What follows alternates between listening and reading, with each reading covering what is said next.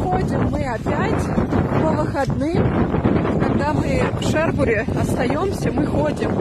Просто нахаживаем шаги. Потому что за зал ты платишь, но ты потом туда не ходишь. Поэтому это ни к чему не приводит. А вот так вот просто ходить, нахаживать шаги. Сейчас тут, в общем, в Нормандии прошелся.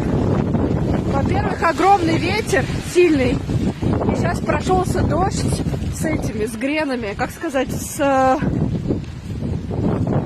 забыла, как он называется. С градом. Вот, дождь с градом. И очень-очень сильный ветер сегодня. Но мне в кайф.